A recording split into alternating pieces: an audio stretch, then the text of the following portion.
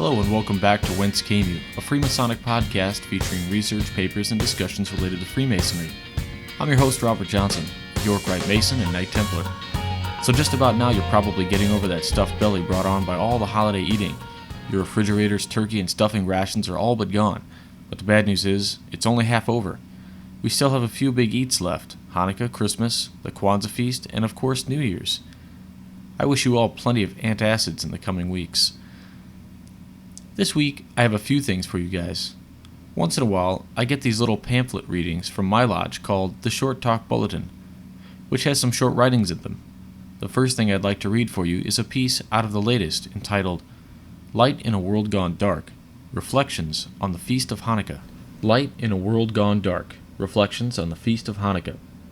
Our traditions as Freemasons center on the building of King Solomon's temple and the role Hiram Abiff had in building the temple.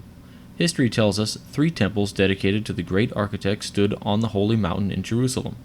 King Solomon's temple, which the Babylonians destroyed 587 years before the common era of Jews and Christians, the temple built during the days of Ezra and Nehemiah, and King Herod's temple, where Jesus was dedicated and where he worshipped. The second temple suffered indignity when the Gentiles desecrated it during the reign of Antiochus. The Jewish people rose up under the leadership of Judas Maccabeus to rebel against their rulers. The people tore down the old altar and rebuilt it, cleansed the temple, and lit the temple lamps. The 4th book of Maccabees, a book not included in many Bibles, tells the following history of a small miracle during the rededication of the temple. They also rebuilt the sanctuary and the interior of the temple, and consecrated the courts. They made new holy vessels, and brought the lampstand, the altar of incense, and the table into the temple. Then they offered incense on the altar, and lit the lamps, and the lampstand. And these gave light in the temple. They placed the bread on the table, and hung up the curtains. Thus they furnished all the work they had undertaken. Early in the morning, on the 25th day of the 9th month, which is the month of Chislev, in the 148th year, they rose and offered sacrifice as the law directs on the new altar burnt offerings that they had built. At the very season and on the very day that the Gentiles had profaned it, it was dedicated with songs and harps and lutes and cymbals. All the people fell on their faces and worshipped and blessed heaven who had prospered them. So they celebrated the dedication of the altar for 8 days, and joyful offered burnt offerings. They offered a sacrifice of well-being and a thanksgiving offering. Maccabees 4:48 through 56. Tradition says the people found only enough oil in the temple to keep the lamps lit for 1 day. Deity's power of providence kept the lamps burning for all 8 days of the festival. Hanukkah, the festival of lights, began with the rededication of the temple. The holiday has reminded people of God's covenant that has power to maintain light in a dark world. Think back to your first entry into a lodge of free and accepted Masons. You stood in the darkness of a hoodwink and subdued light in the room. The master of the lodge brought you to light to see the 3 great lights of our craft: the Holy Bible, square, and compasses. God's message shines through these lessons contained in and by all 3 precious lights of our craft. From that time on, it has been our responsibility and our privilege to let deity light shine within our lives, our actions, and our work and our souls. No matter how little oil we feel we have within us to keep our light shining, the great architect provides us today as provided in the temple during the days of its darkest moment. As you know, Masonry knows no particular religion, which is why I will always read Masonic papers regardless of their religious content. The next thing I have for you is from Volume 1, Issue 4 of Hiram's Words, a York Rite magazine in Illinois. Preserving Our Masonic Heritage by Hugh Cole. Each chapter acquires memorabilia. It collects in closets, files, and in rooms. Some may be displayed in cases on shelves or hung on walls. There may be memorabilia in locations other than at the meeting place.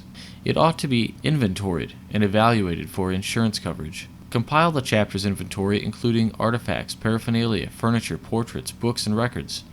On the inventory list, describe the items, enter the quantity, indicate their location, and make note of their condition. Refer to the ritual books to properly name or describe paraphernalia. Make a notation of items located elsewhere than on the premises. You should consult professionals before attempting to repair or recondition artifacts, especially old books and records, portraits, furniture, and paraphernalia. Require the wearing of 100% cotton archival gloves by those handling those artifacts, old documents, and portraits. Make notations for needed restoration, preservation, and consider security and insurance coverages. Fox River Chapter Number 14 at Geneva has begun this process. The following is an example of what we have discovered when we began cataloging the artifacts of our chapter.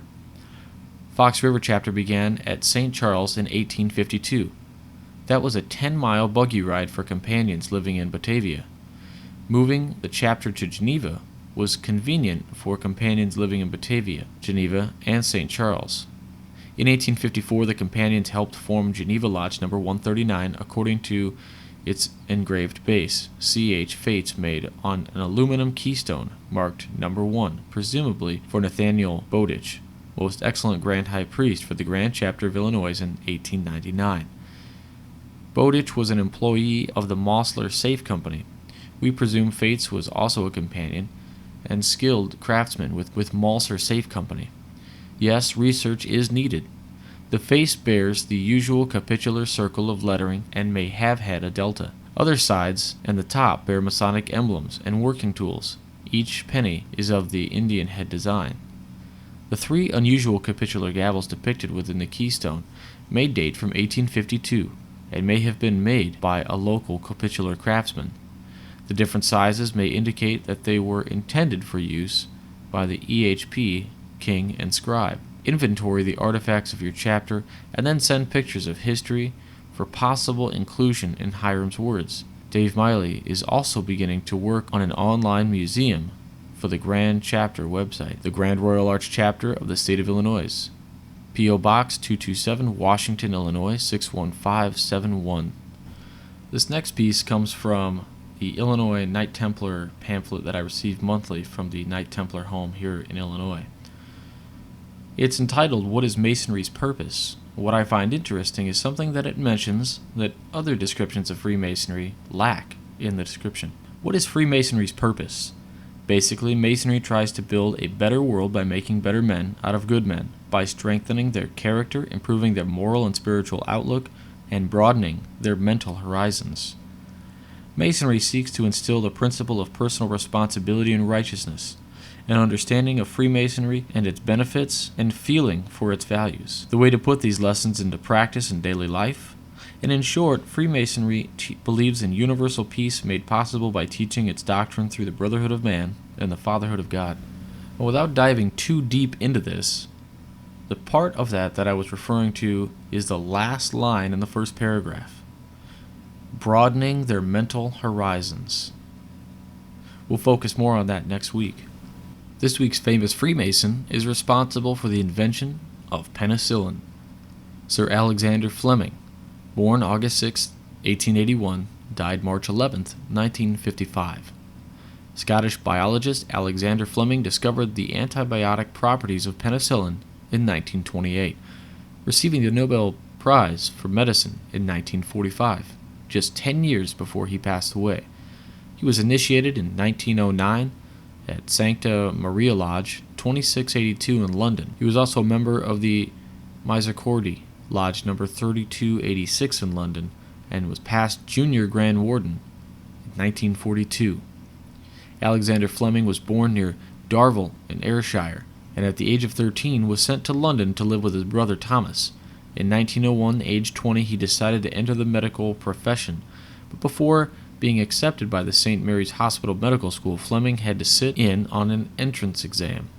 His Scottish education held him in great stead, for he was acknowledged as the top entrant that year. Upon graduating, he joined the bacteriological department of that same hospital where he was to remain for the rest of his days. In 1928, he unearthed something that would change the world. He discovered penicillin. Penicillin therapy is probably the greatest single advance in medical history, and most likely, there probably isn't a person in the world who is not in Alexander Fleming's debt. Alexander Fleming joined Freemasonry in 1909, being initiated into Santa Maria Lodge number 2682 in London, becoming the Master in 1924. He was installed as Master of Lodge Misericordia number 3286, London, in 1935, elected Senior Grand Warden in 1948 of the UGLE, and Grand Warden in 1948. That's it for this week. Thanks for listening. Find us on Facebook and follow us on Twitter at Whence. Add us to your circle on Google Plus at the email address wcypodcast@gmail.com, and download the Android or iPhone apps so you don't have to sync anymore by visiting the website at www.wcypodcast.blogspot.com. Until next week, stay jolly. For Whence Came You, I'm Robert Johnson.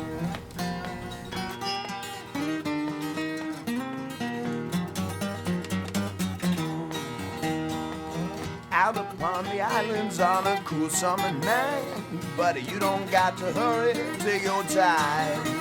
What you need is on the menu and you get it tonight, buddy, you got women's on your mind. Could this be magic, or could this be love? Could this turn tragic? You know that magic often does. And I see lonely ships upon the water, better save the women and children first. Sail